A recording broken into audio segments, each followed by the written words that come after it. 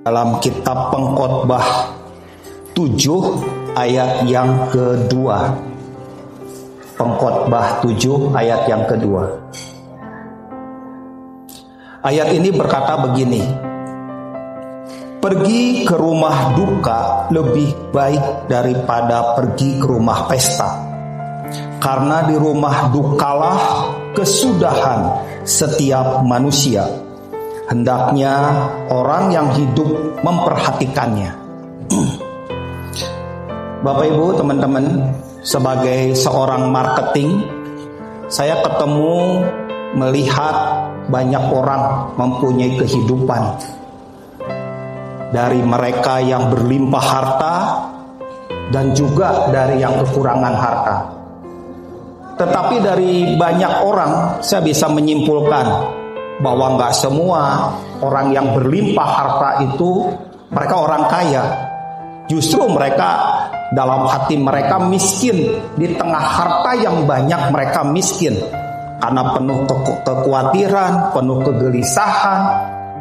Tapi saya juga melihat ada orang yang secara materi pas-pasan atau kurang, tapi hatinya penuh dengan damai sejahtera.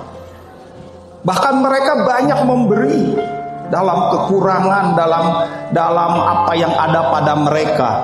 Dan itu yang membedakan, bahwa yang pas-pasan atau yang kurang ini justru kaya, tapi orang-orang kaya justru miskin. Itu hal yang menyedihkan kalau ada orang kaya tapi miskin. Tapi berbahagialah orang yang secara materi tidak berlimpah, tapi ditemukan, dilihat oleh Tuhan sebagai orang-orang yang kaya di hadapan Tuhan. Sebagai pendeta, saya juga banyak melihat orang yang meninggal. Ada yang meninggal, orang yang kaya meninggal. Bahkan dilakukan oleh keluarganya dengan segala upaya, tetapi meninggalnya dalam kesedihan, meninggalnya dalam ketakutan, meninggalnya dalam ketidakpastian, dan meninggal tanpa harapan. Tapi saya melihat ada orang-orang yang mengenal Tuhan, punya akhir yang berbeda. Karena itu kalau kita lihat di ayat yang tadi, pergi ke rumah duka lebih baik daripada pergi ke rumah pesta. Kenapa?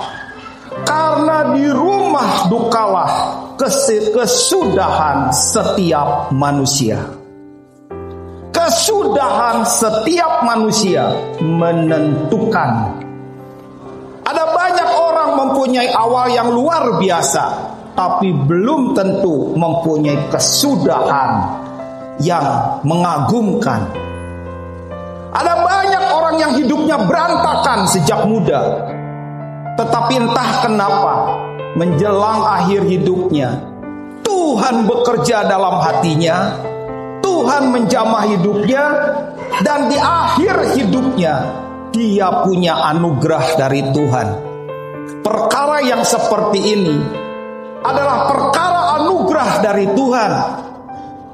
Tetapi manusia, ketika anugerah Tuhan diberikan kepada kita, respon kita terhadap anugerah itu yang menentukan.